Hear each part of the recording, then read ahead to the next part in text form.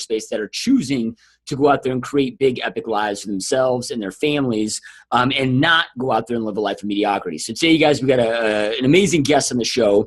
Our guest today is just an epic badass real estate agent, right? So a lot of things about this guy that really impresses me. He's an individual real estate agent doing 100 plus home sales every single year. And he's in a second home market, right? Which can pose a lot of other challenges, right? And then again, doing 100 plus homes every single year, which is insane, right? So really stoked and honored to have Ricky Carruth on the show, my friend. Thanks, buddy. I appreciate you having me on, man. Yeah, no, I'm excited, dude. I know that this is kind of round number 2. Last week, you guys were experiencing some pretty gnarly storms over there. So I'm stoked that we were able to reconnect and get you back on right away, dude. So yeah, man, again, like I said in the intro, I mean, you're selling 100 homes a year as a single agent, which, you know, we see people out there and big teams doing a lot of big numbers. I just can't even fathom doing 100 homes a year all by myself, right? Like, I mean, it's just impressive the hell. I mean, plus being in a second home market, you know, these are people buying a lot of vacation homes and which poses a lot of other challenges. So really stoked to dive in. But before we dive into what you're doing today, I'm interested because I know that you were in the construction industry before you got into real estate. Like, walk us through your journey that led you into this career. Yeah, man, it's actually pretty interesting. I was born in Alabama, and you know, in Huntsville, Alabama, and then my parents moved to Gulf Shores on the beach, and so it's right on the Florida-Alabama line. You ever been there? Nope. Yeah, dude, it's like white sandy beaches, palm trees. It's you know, have you ever heard of it?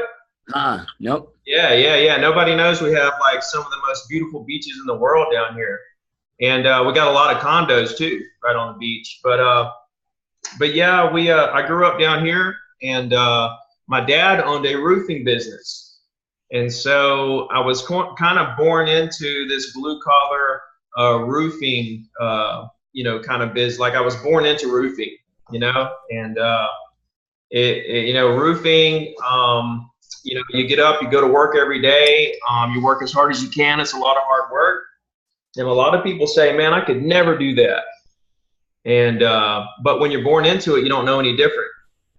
And so, you know, from a real early age, my dad had me on a roof when I was like 8 years old. Like cleaning up job site stuff. When I was like 12 years old, I was laying shingles. And, you know, when you're born into it, you just don't know any better, and you just do it. And that's what you're used to. So I actually, through those years of a teenager and stuff, when I did a lot of roofing, I actually loved it. I just love to work. Like it gives me a euphoric feeling and stuff, you know, when I know I did everything I could do. It's kind of like the get shit done mentality. But you know, in 2002 I transitioned into real estate because, you know, when I was young, I loved to work, but I had this real huge desire to, number one, I knew that one day I was going to help a lot of people. I didn't know how. And I also knew I wanted to be super rich by doing so.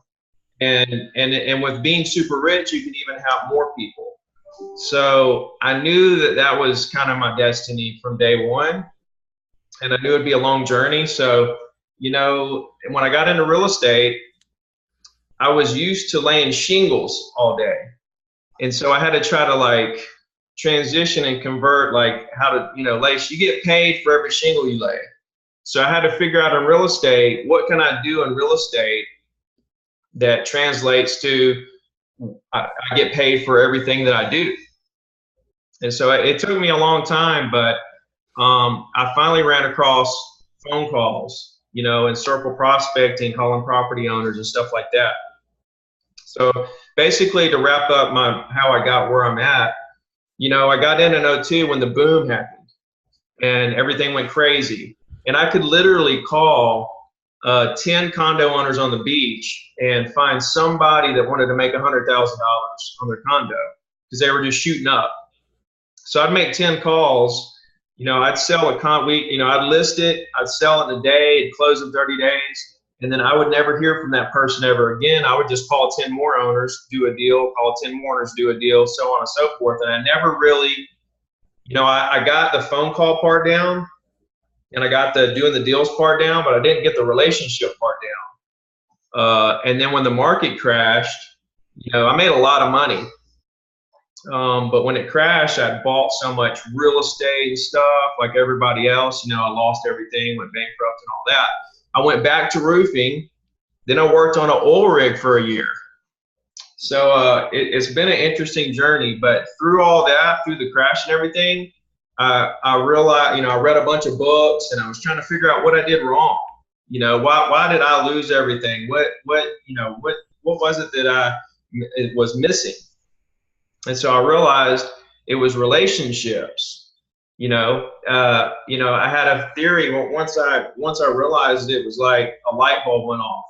Like if I have enough relationships in place with property owners, then if a market crashes, it's like I watch the market crash and then I watch sales still happen. There weren't as many sales, but the properties didn't disappear. It didn't crumble and, the earth didn't explode. Properties were still here. People still own the properties. What I really learned through the crash was there's three different people. There's three different prospects. There's people that got to sell because they're desperate, they're in trouble. Somebody that wants to buy because everything's such a good deal. And people they're just holding on. So I realized that relationships is where I have to be for the next crash. And I also learned that when the next crash happens, I'm going to call everybody and say, who are you? Are you a seller, buyer, or holder right now? Because all the other realtors will leave the business and it'll just be more market share for me. So anyway, when I got laid off from the oil rig, when Obama came into presidency, because Obama knocked out some of that oil grants the government was given, and the oil prices were kind of coming down. So, I eventually got laid off, but I had been dabbling back in real estate and I had a couple things going. I didn't sell anything from 05 to 08. I didn't sell a single property. So, but I was hungry and I was learning stuff, underneath it all. And in 08, there were tons of foreclosures down here. 08, 09, 10, 11 started trickling off. Now there's none. But I started selling foreclosures to buyers. I sent emails all over the Southeast just to random people saying, hey, condos are down here for half off right now. Who wants one? And in 2008, I emailed 1 million people. 1,000 of them responded and 20 of them bought something. And that kind of got me back on my feet financially. It gave me a little breathing room where I could start going after listings and really, be full-time agent. So then we turn around to 2010 and the oil spill hits. The oil spill, happened in the Gulf of Mexico and it scared everybody on the Gulf Coast, which included us. So we had, in 2010, we had another like mini recession, where people were kind of scared. There were owners that were dumping their properties and realtors that were leaving, saying that there was going to be black seas, for years. And none of that happened. But during that little mini recession, I took what I learned in the first recession and I just kept at it with keeping people informed on what's going on and just continuing to develop my relationships. I ended up making more money that year than I did the year before. And it kind of, my little theory worked about relationships and recessions. And that's when I had enough confidence to jump over to Remax. Now, Remax is a couple grand a month. So I never was really comfortable with that until I really felt like I had this down. So when I lost everything in the crash, came back up, and then made it through the oil spill, I was ready to go to Remax. So I went to Remax in 2010. And from there, it's just been a stair step up. I went from 0 to 100, which is where I am right now. Let's see, 2014, me and my dad together, we're the #1 team in Alabama for Remax. Yeah, I sold 100 properties that year. I sold 100 properties 2015. I sold 100 properties last year. This year I've already closed 70. And I took 17 listings in May. It translates to about 24 million so far closed this year, and it's just me and an assistant. We're just grinders, man. We just make it happen. Yeah, and those that are watching this, like you know, you may be watching this years down the road from when we produced it. To give you some context, we're in June, so only halfway through the year. So if you keep it up, you know, right? That's what 140, 150 deals that you're on pace for with that growth. So, hey, just out of curiosity, dude, when you left and you went back to roofing and working on that oil rig, was that, you know, like, did you know deep down that, hey, I'm only doing these things to get by right now with the plan to always get back into real estate? Or when you got back into those, did you kind of regain that hunger for real estate? Dude, always getting better, man. Like I had to downgrade my life because I got kicked in the mouth, you know, so I had to backtrack. But, you know, that doesn't mean anything to me. You know, I just backtracked. I figured out where the highest point I could be at that given time, which is at rock bottom. Now I was making $300 a week roofing houses all week during that time. So, and then I had an opportunity to go work on an oil rig, which was about $4,000 a month, working every other week in Mississippi. And so, if you notice the pattern of my life, I'm always going uphill. I don't ever go backwards. You know, like right before I got into real estate, I was actually roofing houses and serving tables at night. You know, I'd serve tables till 1 o'clock in the morning and get up the next morning and roof houses again. I'm always at the maximum potential. And then if I see a better opportunity, you know, where I'm not going to lose what I got, I'm going to jump on that opportunity and kind of stair step myself up. So I always knew I was going to be back in real estate. I never let my license go inactive. I was always researching, looking at MLS. I was always reading stuff, you know. Back in 2007, I actually was looking on MLS, and I saw this guy, this realtor that actually helped me from day one, and he had sold 30 properties in 2006 or 7. You know, and this was at the bottom of the market. You know, I was amazed. I was like, what in the world's going on here? You know, I'm sitting here. I'm one of the hardest working guys I know.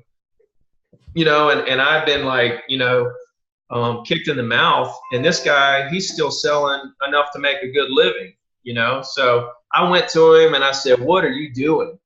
And I think that's a big thing. I think that's something that kind of marks a real successful agent, is that when you reach out to other agents that are successful and you pick their brain about stuff and try to figure out what do they got going on that you don't, what can you incorporate into your business that they're doing.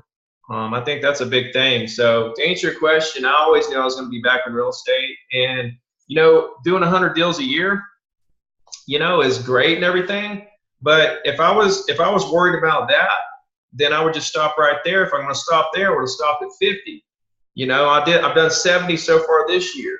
You know, next year I want to do, you know, it's not that I want to do and all, and I have all these big goals. It's that I want to reach my full potential, you know, and I don't know what my full potential is. To tell you the truth, I'm just going to go. So I'm always going to take it to another level for sure. Yeah, no, I love it, dude. And you know, this is something that I always preach as well. And I think any uber successful self-made person kind of follows this, where it's like set goals that really have no finish line, because operating at our full potential, like, because once you get there, you know you're capable of more. So really it's something that we can never achieve, right? Like there's never a point in your life where like, oh, I've been a good enough father. I can't become a better father to my children, so I'm just going to stop expansion and growth. No, we always know we can be better. And that's what I love about when we set goals, you know, because I'm right there with you, where I want to set goals that never have a finish line, that keep me hungry. Like you said, hey, if my goal is 100, then shit, I just stop, you know, right?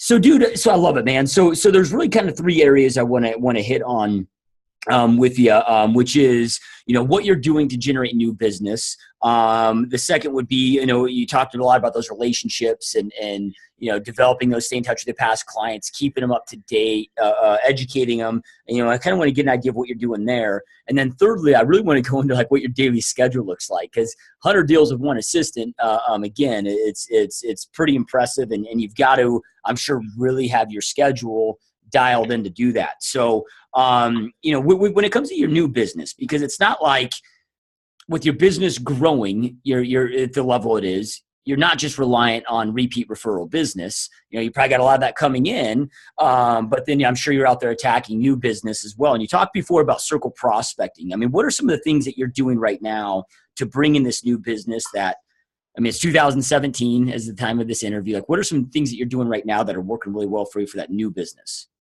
For sure, man. Well, for one, people that kind of rely on referrals, their business will kind of stall out. That's kind of where you're stalling. You're going to stall out. You're not going to grow. You always have to have new business coming in, whatever your thing is. Everybody has a different thing. You have to figure out what your thing is to generate the kind of leads that make you happy at the level that you want. People to get where I'm at, to actually do 70 deals so far this year, it's a combination of being so good to your clients through the transaction, keeping up with them, creating that long-term relationship forever, and gaining a ton of referrals. But also, it's a combination of that and the new business. So if I were to last year, like if I were to just stop trying to get new business and just rely on my referrals, then I probably would just do 100 deals this year. Because I feel like, as a rule of thumb, your business will kind of stall out. But I'm still going after new business. So your business will not grow unless you're going after new business. With that being said, my thing is circle prospecting. I feel like, in my opinion, there's different quality of prospects out there. And if I'm going to spend my time and I'm going to, we only have so many days on this earth. We only have so many hours. We have to be as most productive as we can, work as smart as we can. I want the highest quality prospect that's available. So what is the highest quality prospect? It's property owners. Property owners, they already own property. So, if you can get a listing out of them, then of course that's the best, type of transaction. That's your best time per dollar is a listing. But if a seller or a property owner wants to buy a property, those are the best buyers because they already know everything. They already know how much property taxes and insurance, and they're not asking all these crazy questions and taking up all your time. You don't have to spend all that time educating them. So I concentrate only on property owners who own property that I want to sell. And so to me, that's the best quality prospect to go after. Down here where I'm at, it's a second home, vacation market and everything. So I concentrate on Gulf front condos. I sell a lot of houses and land, and I sell a commercial piece here and there, but my bread and butter is Gulf front condos. So, I just time block, and I set some time aside. When I first started, when I did all those deals, whenever the market blew up and everything, I was calling about 100 people a day. I would look up numbers and I would call 100 people a day, and I would actually probably out of that only talk to about 5 people. And I'd leave a lot of messages, but the thing is back then there weren't anything, there were no dialing systems. I actually had to dial the numbers myself, leave the message, the stuff that people don't have to deal with these days if they're dealing with using one of the dialing systems. So I'd make 100 calls a day to talk to 5 people and try to make something happen. I knew that was the path that I wanted to take, but now that I'm where I'm at, I make about 50 calls a week. I'll set aside about 2 hours a week to use a dialer and call 50, make 50 calls. Some weeks I'll do past clients just to reconnect. I kind of alternate. I'll do new strictly cold calls. And then the next week I'll do past clients. So that's kind of my system because I built a monster, man. I have so much business. I've got so much business and I have so much past business that I have so much referral business coming in. I have so much going on. You know, I don't have the time that I used to sit around and make all the calls I really want to make. Dude, I really actually want to make, you know, hundreds of calls a week. Like if it were up to me, I would make hundreds of calls a week, but I don't have that luxury. But my business is still growing, and you know, I've got a really good assistant, which is a big part of it. So I hope that answers your question, because you know, as far as, you know, getting new business, there's unlimited amount of people to call. That's one thing realtors don't get. You know, I'm still calling people that I never talked to in my market. You know, and I've made thousands and thousands of calls over the years. So it's the sea is large, man. Yep. No, I love it. So, and just like you talked about, man, I mean, that consistency is key. Blocking, you know, that time blocking is key. To give people an idea when you're circle prospecting, right? Because you've got this, those of you that don't know what it is, you've got a list of homeowners, let's just say, and you're doing just that. You've got your area and you're just circling around and recalling. You're targeting. You've got your niche, you're reaching out to them, you know, but a lot of people, I think a lot of people get freaked out about cold calling because they don't know what to say, and they make up these stories in their head that they're going to get, you know, chewed out. It's going to be worse than what it is, you know. And I'm like, dude, just do something simplistic. Like, hey, Joshua Smith here, XYZ Real Estate. I'm just reaching out to local homeowners to see if you have a need to potentially sell your home right now, or if you have any questions about what's going on in the marketplace. It could be something so basic. Yeah. And you do enough of it, you get results. So give us an idea of what kind of a script that you're using that's getting results. Well, I've kind of developed a script over the years. You know, all my calls and stuff, I've had to like figure out what works and what doesn't work. You know what I mean? So it's like a roadmap, man. You know, like a phone call. If you look at a phone call like a roadmap kind of thing, where there's only, you know, 4 or 5 different end results, and you know how the call's going to end.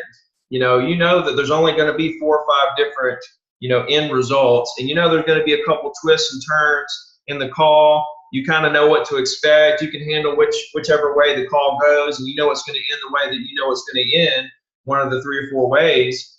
When you actually realize that, you start to become less worried about the call, because you know how it's going to go. You know, they're either going to hang up on you, they're going to say they want to do something, don't want to do something, here's my email address. There's only a couple different scenarios. And so after you make a lot of calls, you start to realize these kind of things. You get really good at it. You know, people that don't make calls or scared to make calls, to me, they're kind of selfish, because, you know, real estate is a people business. Like, the reason that it is so different than a lot of other businesses, and why I think technology is going to be really hard to replace real estate agents, is because there has to be conversations to make transactions, because each local market is so different. You know, I can go 30 minutes down the road and I don't know what's going on up there. You know, every market is its own little world, and you have to have a local expert to help you navigate the waters. So I think that, and to navigate the waters, you got to have a conversation with somebody. So that's why, to me, phone calls are the #1 way to get a career really jump started. And I feel like you're selfish if you know that, and you know that's going to make you successful, and you know you being successful is going to help everybody around you, and you still don't do it. To me, that's just kind of a cop-out. You know, you got to get it done, and if it's not for you, then you might want to think about doing something else, because talking to strangers and selling to strangers and talking on the phone is, if you can't do it at a very high level, then 80% of people don't make it in this business. But to answer your question about what I say, it kind of goes like this. I say their name like a question, you know, hey, Mr. Johnson. And then they'll say yes or no. And then I say, hey, Mr. Johnson, this is Ricky Caruth down at Remax of Orange Beach. How you doing today? And then he'll say whatever. And then I'll say a little remark, kind of something like about the weather or something. You know, I'll say something about what's going on, you know. Yeah, I'm just trying to stay dry. It's raining like crazy out there. Or, man, it's gorgeous outside. Something like that to kind of ease him up and get the prospect kind of, you know, on level terms where I'm not just coming at him with a sales pitch. Then I immediately say, hey, well, look, I don't want to take up too much of your time today, but a house down the road just sold from you, and I didn't know if there's anything I could do for you. So that's the approach I take.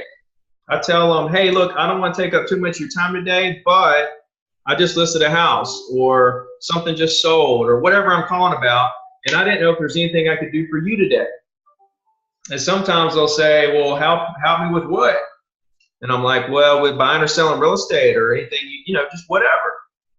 And then they'll say, no, not really. Yeah, 99% of them are going to say no right there. All right, that's my opening right there. If they say yes, then I'm going to go after that deal. I want to try to close that deal. And that happens, you know, under 1% of the time. But what you're really looking for is that no, because so many people say no, they don't need anything right now. So many people that you call are not going to be ready to do a transaction. Wouldn't it be amazing if you could figure out a way to capitalize on all the people that you talk to on the phone to say no? Because here's the thing, man, you're on the phone. This is a precious moment. You're on the phone with that property owner. Chances are you may never talk to them again. You know, this is your moment to really make something happen or not. You got to make a connection somehow. So when they say no, that's when I hit them with, well, look, you know, I understand. Well, look, is there an agent in the area that you work with or that you would work with if you were to do something? And I just let them answer that. And see, when they answer, if they say yes, then I just say, oh, okay, who is it? That's a great agent. You know, you're in good hands. If there's ever anything I can do for you, please let me know. Boom, you get off the phone. I'm done. Right? But when they say they don't have an agent that they would work with, that's like an open invitation for me to be their agent moving forward. If I do what I'm supposed to do from that point forward, then I'm going to have this great relationship with this person. And when they decide it's time to do something, then I'm hoping that I've done what I'm supposed to do to convince them that I'm the best choice of a real estate agent. So when they say no, I say, I got you. Well, look, one day you're going to want to buy or sell something around here, and I'd just like the opportunity to work with you when that day comes. Would it be all right if we stayed in touch? And of course, they're going to say yes right there if you made it that far in the conversation, because you're not saying anything real threatening. You know, you're not invading any privacy or anything like that. I've never really had anybody that said no right there once you get to that point in the call. And then they say, yes, it's okay to stay in touch. That's when I ask for their email address. That's when I ask for their email address. I ask for the email address after they commit to staying in touch with me. And that way they feel a little more obligated to give it to me. And if they say no, then I do push on them a little right there and say, listen, I understand. I know what you're thinking. I'm not going to spam you or anything crazy like that. I just want the opportunity just to stay in touch with you. If you don't like what I send you, then you can just, you know, cancel it or whatever. I'll take you off. No big deal. So that's what I do, man. That is like the whole thing, man. I know the questions I'm going to ask, the yes and no's, the transition points, and at the end of the day, they're either going to hang up on me, say they have a realtor already, give me their email address, not give me there's only a couple different, you know, end results of this call. And, you know, you make enough of them, you're going to find about 50% of people are never going to do anything with you because they don't like you. They have another realtor. They're never going to sell. About 25% will do something with you in 10 years. 15% will do something with you in 5 years. You know, 2 or 3% do something in 2 or 3 years. And then like under 1% will do something today. And so if you can capitalize on all the people that like you enough, they're just not ready right now, and you can figure out a system to keep those people in the palm of your hand until they get ready to do something, that's when you create a really big business.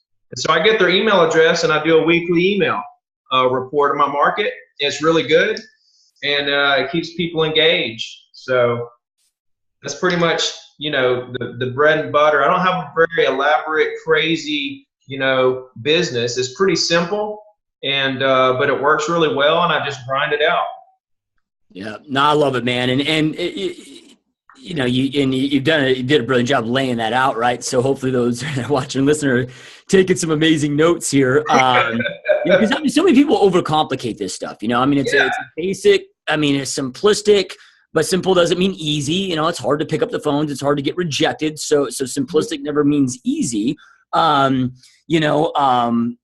I love it, dude. And at the end of the day, it absolutely works. So, and you're living proof of that, right? So then in that weekly email update, like, which I also love, because I mean, I think that's 48 touches a year.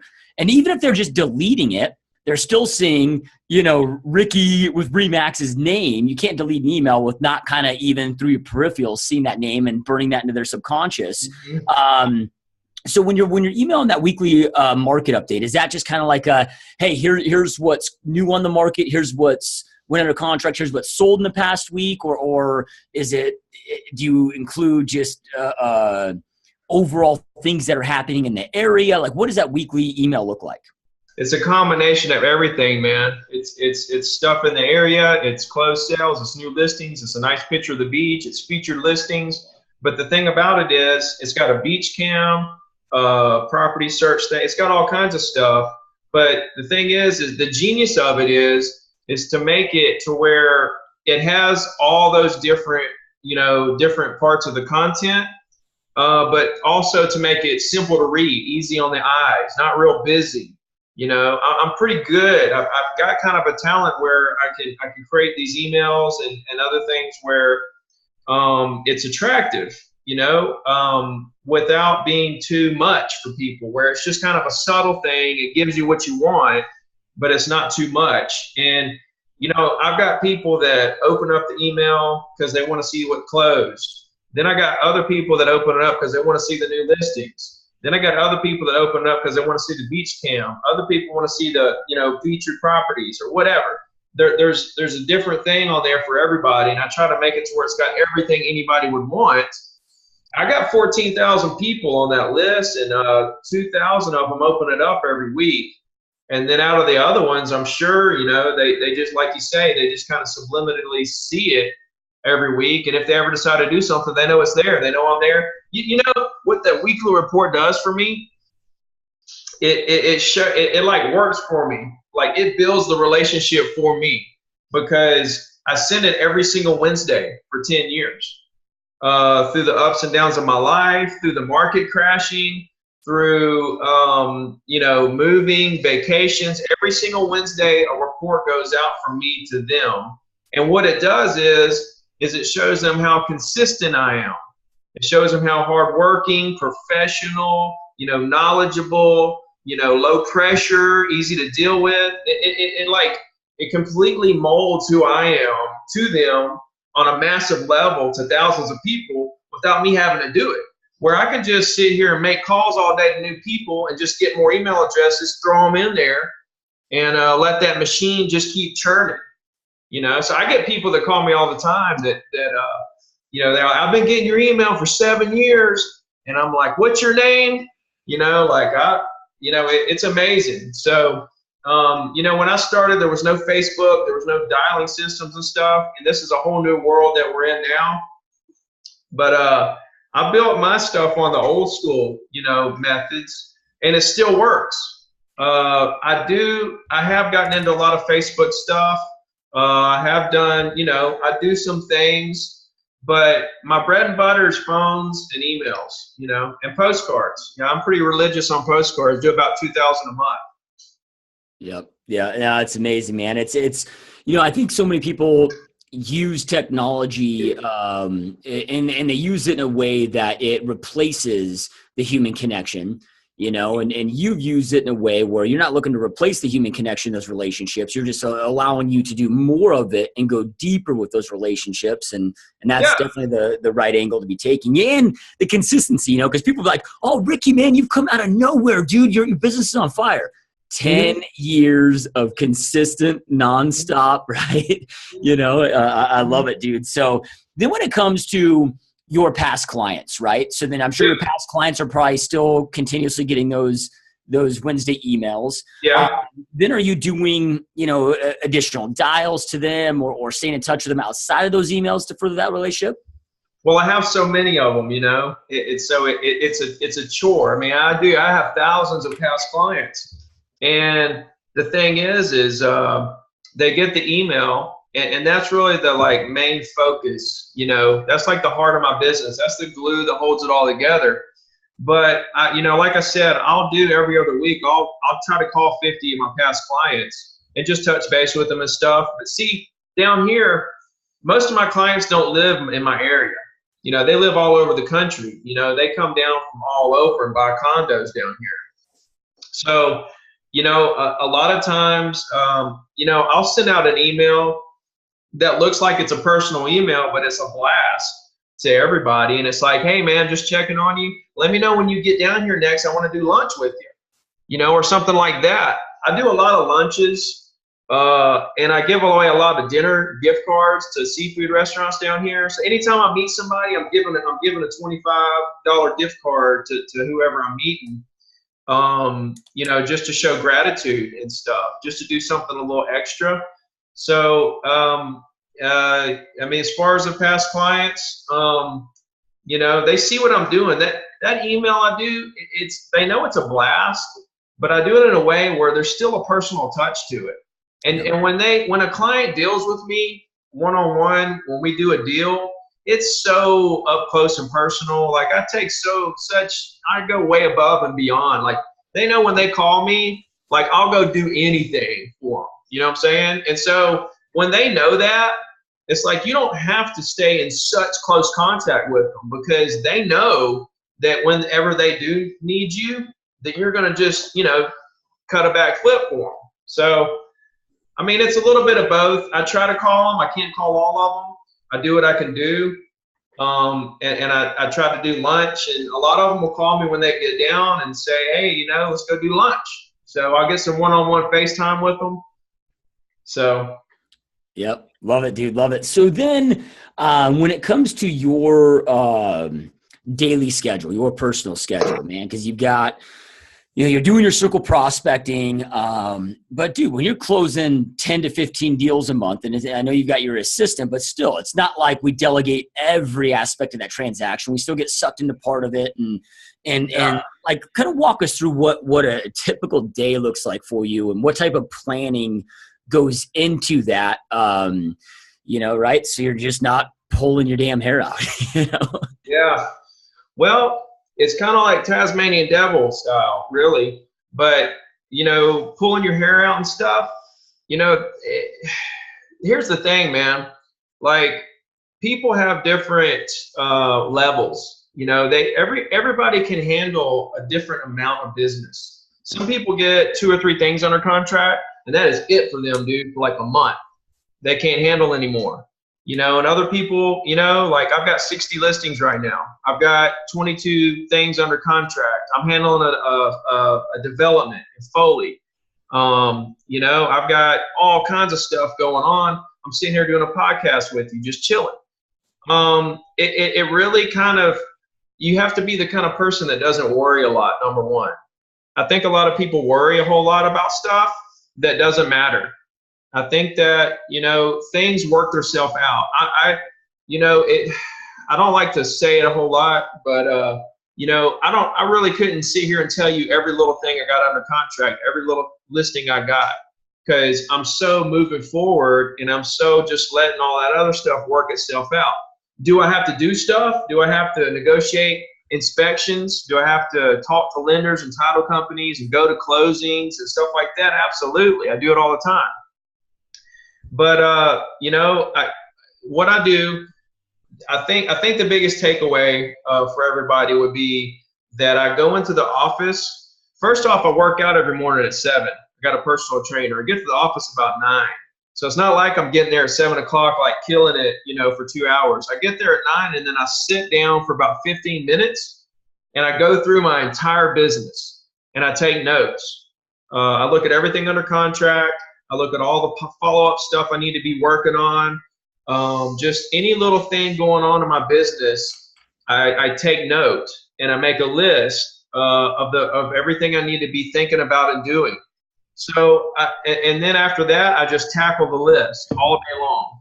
And the list may include listing appointments, closings. I may not have any appointments. It may just be prospecting and, dealing with stuff under contract, whatever it is. But I think the fact that I actually sit down for 15 minutes, block everything out, and actually study my business every day and take notes, I think that that's a big, big thing. And that kind of will put your mind at ease a little bit, just having everything in front of you, knowing that you're good on everything.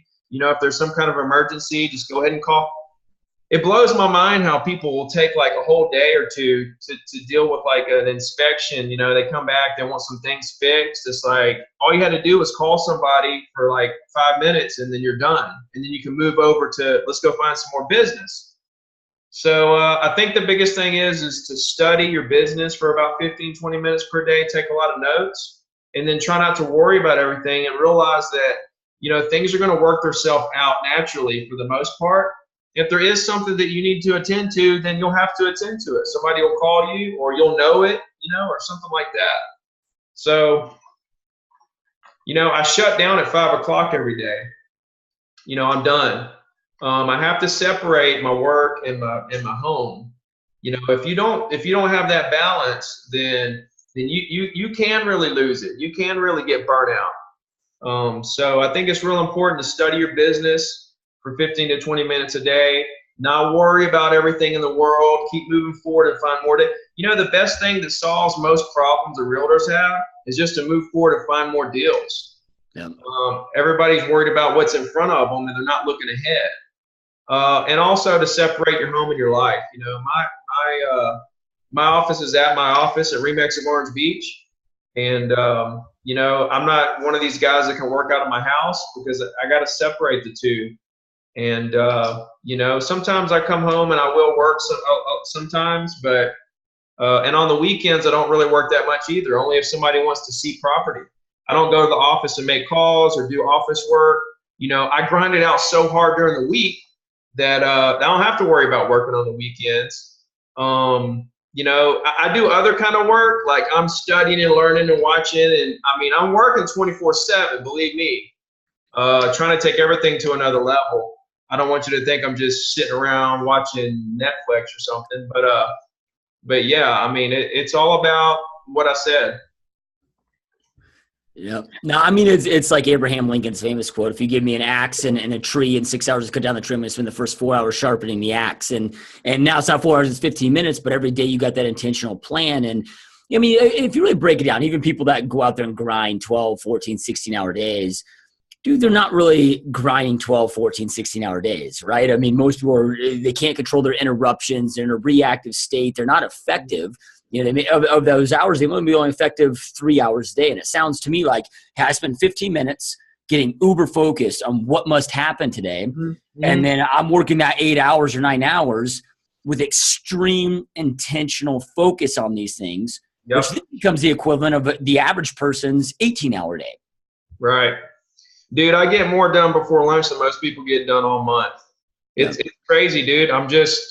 I'm sure you're the same way. It's we're abnormal. You know what I mean? Yep. No, I love it, dude. So then, how? Because as entrepreneurs, it can be tough to kind of do that transition. You talked about the importance of okay, I've got my work, but then also making sure that I've got my family life going on. And man, it's tough to shut those wheels down and make those transitions for a lot of people. And I don't know if it's, something that you still struggle with or not, but like, how have you found to be successful in those transitions to be able to do that? Well, it's always a work in progress, man. It's like anything else. You always got to be trying to figure out how to get better, because you're just never as good as you're going to be. But I will say, in the beginning of a real estate career, especially in the beginning of my career, I didn't shut down at 5 and I didn't work out in the mornings. Okay. I was at the office at 7 o'clock and I did stay till midnight. I did work 14-hour days to get my business going. Now that I'm where I'm at, now this is my schedule. I can go work out because you have to work out. you have to take care of yourself. You have to take that time to take care of yourself. But, I don't work as many hours as I did in the beginning of my career. But here's the thing. When you start, that has to be your only focus. There's so many people that don't make it in this business. If you're not on it, I mean, if you're not putting every little second of every waking minute into this, then you're not going to make it. I mean, the statistics are there. So you have to put everything into it in the beginning. But once you get to a certain point, you have to start separating your work and your home life. And, it's super important. And it comes back to me, I have a very high level of not worrying about stuff. So at 5 o'clock, I may have other things that I need to do. But, I can do them tomorrow. Because here's the thing. When I make that list in the morning for 15 minutes, there is absolutely more stuff on that list than I can do in a day's time. Always, every single time. And so, I mean, if I were gonna nail down and finish everything on that list, every single day, I'd never come home. I'd be there 24 hours and the list would never end. So at what point do you say, okay, I'm gonna enjoy, home. I'm gonna recharge. That's part of being able to kill it on a high level, is being able to go home and recharge. If you work all night, you're gonna be burnt out. You have to do it in the beginning because you're trying to make it. But once you get to a certain point, you have to learn that to maintain that high level of production, you have to recharge. Your brain is not going to work at the highest level that it can work at if you're sleepy every day because you worked all night. So it's a double-edged sword, man. Like it serves two purposes. Leaving at 5 or 6. Going home, not worrying about work, easing your mind, recharging your batteries, that actually gets you psyched up to where when you come in the office next day, you're ready to kill it on the highest level. And it also gives you time to spend with your family. So it's a double-edged reason. And, I want people to understand that. Yep. Yeah, well, it's kind of like, you mentioned working out every single day. I'm a little bit of a gym rat myself. And so, okay, if I want to go in there and grow my chest, right? I'm going to go in there and work out like a machine, on my chest for the time that I'm in there. But I can't work out my chest every single day. I got to give it time to recuperate and rebuild and totally agree with you. It's like the more successful you become, once if you start at this level, and then once you get to this level, your body and your mind needs the level of self-care increases that much more. And that recharging is so critical and so important. Yeah. So, all right, dude. So you recently wrote a book, right? You got all this going on and you decided to write a book, man. Talk to us about the book. What inspired you to write the book, and then talk to me about the book. Yeah, I mean, dude, it's crazy because I'm selling all these properties as a single agent and everybody's like, how in the hell do you find time to write a book? So it is kind of crazy when you think about it, but like I said, when I began in life, dude, my purpose was to help people on a very, very high level, and in real estate, I actually got in real estate. My first thought getting into real estate was I want to help first-time home buyers. I was like, I want to help people. I want to do first-time home buyers. And so after I did a couple of them, I was like, I don't want to help first-time home buyers. So, but the thing about first-time home buyers and dealing with buyers in general is when you say yes to one thing, you're saying no to a lot of other things. So, you have to say no to the things that take a lot of time, like clients that take a lot of time, so that you can in turn help lots of other people in that same time frame.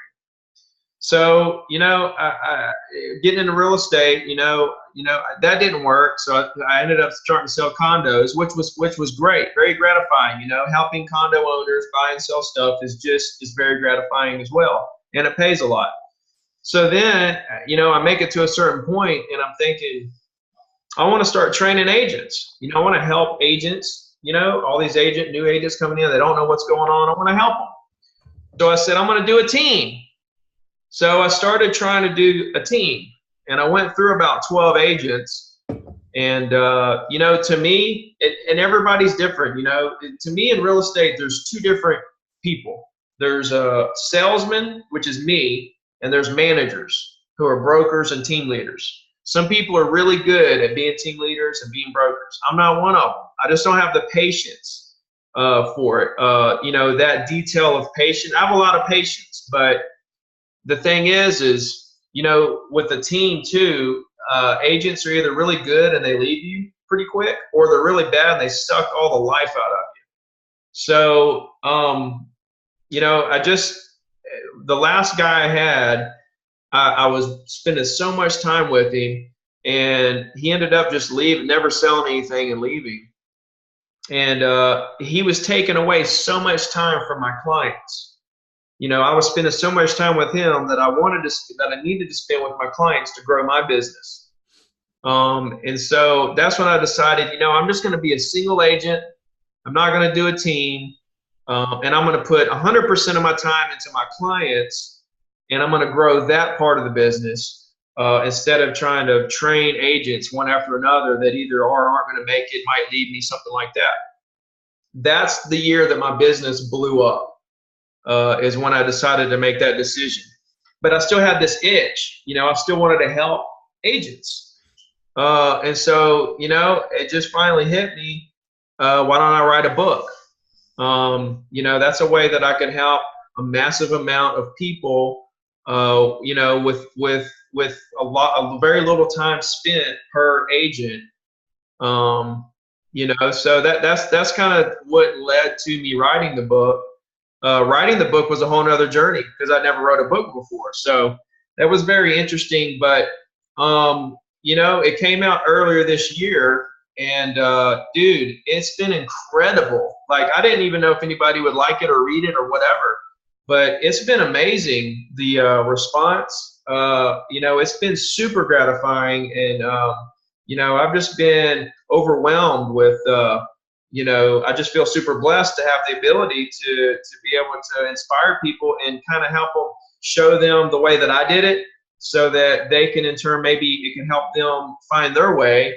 You know, everybody's way is different. So, you know, I just kind of share my path, and I just hope that, you know, transpires to other people, you know, taking what I do, a little bit of what I do here, a little bit of what I do there, and maybe it helps them. So that's kind of the background of it.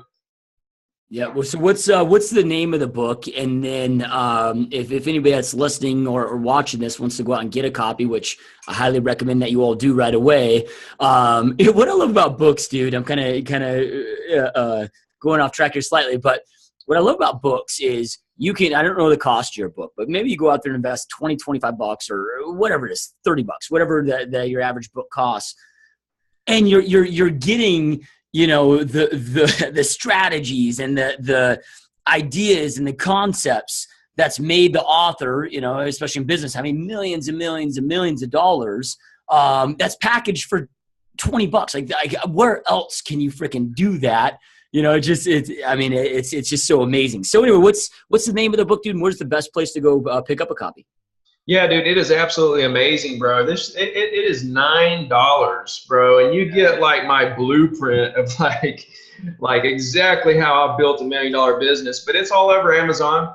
I actually, you know, it's got an ebook, a paperback, and also it's on Audible. You know, I had an audio guy do a audio book of it. But it's Zero to Diamond: How to Become $1 Million Real Estate Agent, and it literally takes you from zero to diamond and tells you how to become $1 million real estate agent. Diamond is actually a Remax award for making $1 million in a year.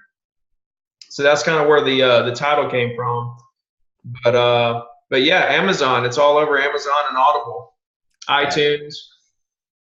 Yep, awesome. And those that are watching and listening, we'll make sure to have a link right below wherever you're at, whether it's iTunes, Stitcher, YouTube, the website, so you can go get your copy right away.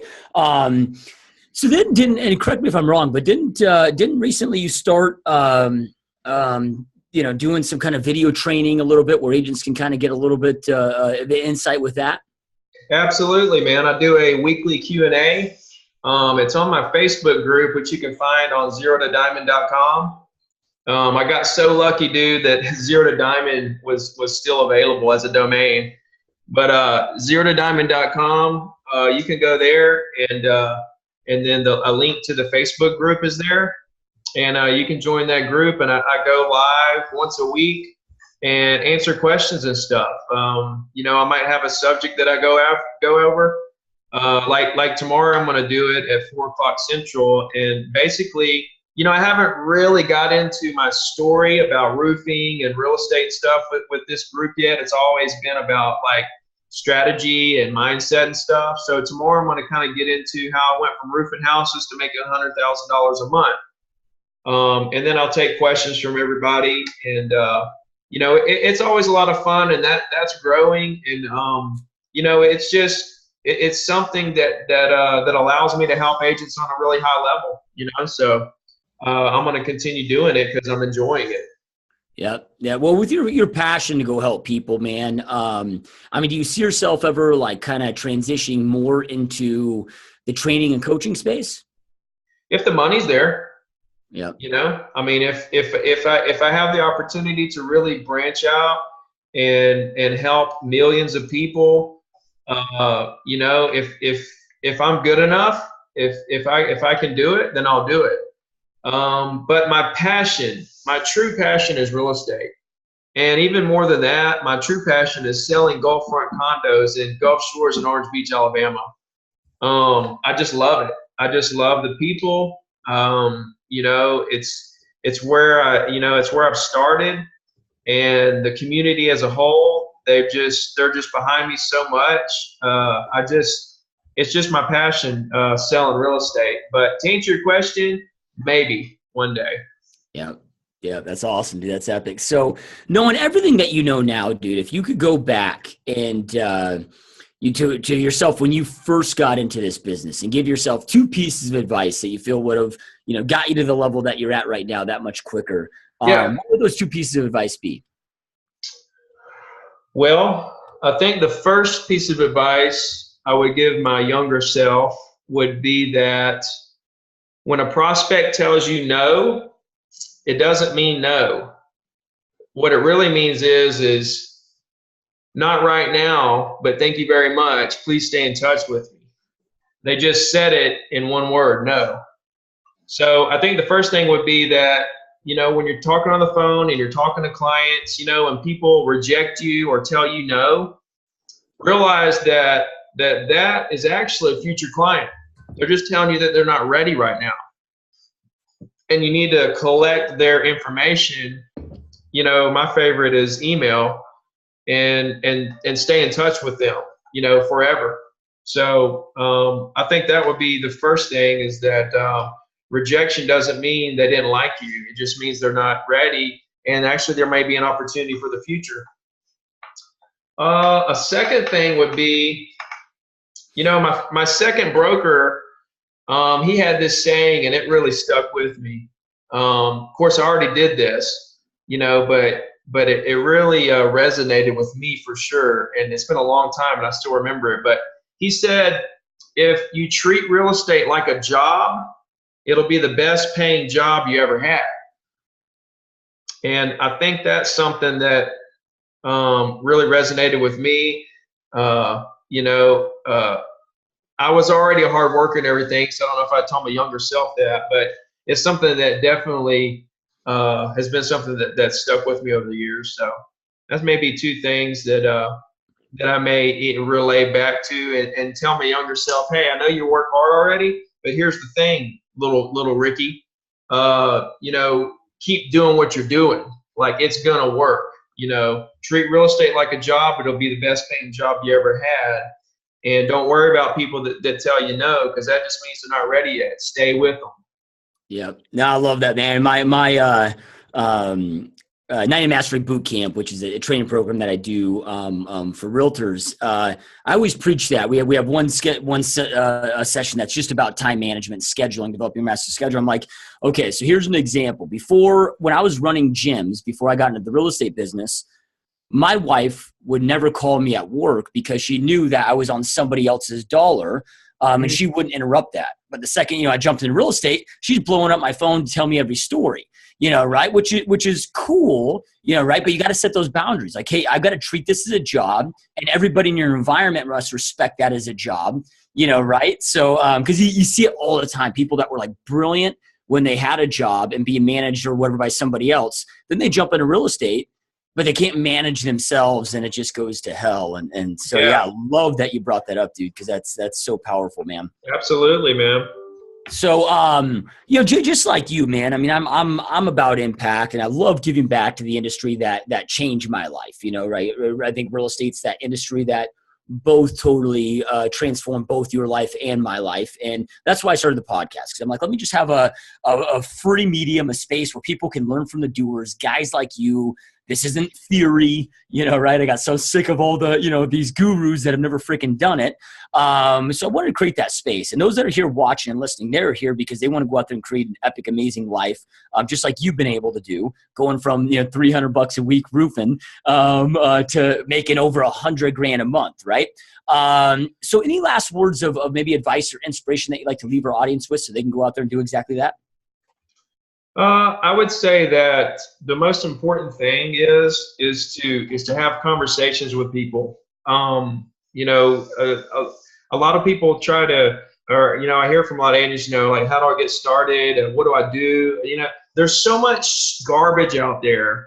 There's so much stuff, you know, getting thrown at realtors right now, trying to tell you this is the way, you know, this is the path you should take, and all that stuff. And you know, I didn't begin my career in this world where there's all this garbage. You know, I mean, there was a little bit, but it was pretty straightforward. You know, it's a lot worse today, and I think something that I would pass on to people that are really new in the business or what have you, or trying to find their way is just don't listen to all the garbage, and just realize that bottom line, this business is built on relationships, period. And it's not, and when you think about relationships, a lot of people in today's world think about relationships as, you know, Facebook friends, or, you know, a postcard they sent somebody. When you send somebody a postcard, you don't know what they think about you. You don't know if your personality matches up with theirs. You know, people don't choose realtors because that realtor they chose was the best realtor.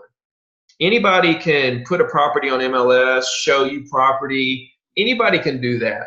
They picked you because they liked you, right? And I think that being likable and making people feel comfortable with you, being very low pressure, and talking to people on a massive level, you know, to me, it's like, if you're not calling 50 to 100 people, if you're complaining about where's my next deal coming from, why can't I get things going, and you're not calling 50 to 100 people every single day, going through the phone script that I laid out for you today on this podcast, then I can't help you. If you're not putting in the work to try to talk to the people, to create these personal relationships, not Facebook relationships or Zillow or email, real relationships where you click, your personalities click. I think that's something I would want to pass on, is to just concentrate on that and not worry about anything else for years. Just develop hundreds and hundreds of relationships with property owners that own property in the niche markets you want to sell. Yep. Powerful words, man. Couldn't agree more. I love it, man. Love it, love it, love it. So to our audience, I know I end every podcast with this, you guys, but information without implementation truly is the start of delusion. Information is not power. It's taking that information, taking action on it that creates power inside your world. So Ricky shared so many amazing pieces of advice with you guys, some epic scripts with you guys. Take something that you learned from Ricky and take immediate action on it so you can create that power inside your world that you know you want and truly deserve. Also, go visit Ricky's website, zerotodiamond.com. Make sure to go pick up his book. All of those will have links right below so you guys can go do that. Plus, join his Facebook group, man. I mean, for me personally, I always want to learn from the doers. And you got a doer here doing it at a big level. Learn from them, right? And then Ricky, man, I know how busy you are, dude. Truly appreciate you taking time out of your busy day to be here, man. This has been a lot of fun. Dude, I enjoyed it, man. Let's do it again sometime. Yeah, hell yeah, 100%. All right, you guys, well, thank you so much, and we will see you next time. All right, man, how'd you feel, dude? That was awesome. That was killer. Yeah, Yeah, that was awesome, man. I enjoyed that, bro. Yep. No, you killed it, dude. And I mean, just you can tell that your heart's in helping people because you get guests on there like, wow, I don't like, I'll talk about my story, but I really don't want to go deep into my exact strategy and Yeah. because what if my competition hears this or Yeah. whatever. And, you're just one of these, really authentic guys. You can definitely tell where your heart is, man, which is awesome. Yeah.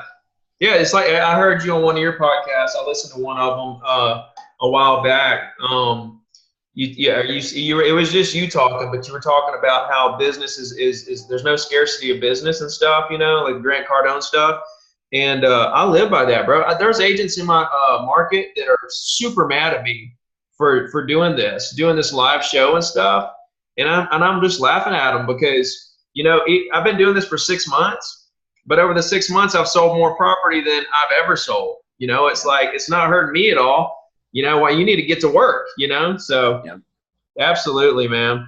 Yeah, 100%. All right, brother. Well, I truly appreciate it, man. We'll be live in probably about 2 weeks. We'll make sure to get you all the, all the links and all of that. And hey, do you do any speeches or do any shows like that? I do. So I used to do a lot of public speaking, and I don't like get paid for it, right? But Right. it's just you start getting certain awards, or it was like when I won the 30 under 30 NAR's deal, it just started really blowing up. And then when I started hitting like the top, with the Wall Street Journal list, so I was doing a lot of speaking. And then this year I was like, you know what, man, it was too hard on my family. I mean, last year at one point I was in 16 cities in 14 days, and it was just too gnarly. So, but I'll do local events if they're here. And if it's a national event, if, I kind of set a dollar amount, which nobody's paid me for yet, but I'm like, okay, at this dollar amount, it's worth it for me to leave my family and my business for the day. Right. But yeah, actually I'm coming up in September. I've got an event I'm doing with 1,600 realtors. So it's a big event.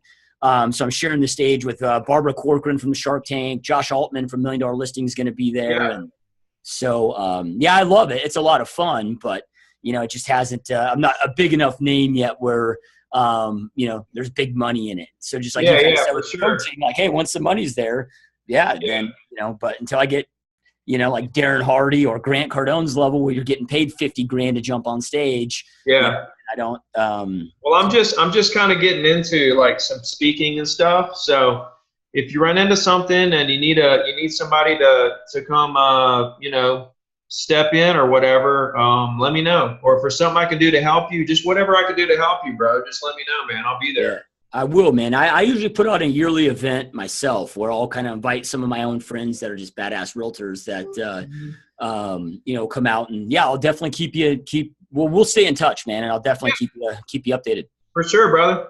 All right. Keep killing it, my man. Enjoyed it, man. All right. Me as well. All right, dude. We'll talk to you soon. See you, man. Bye-bye.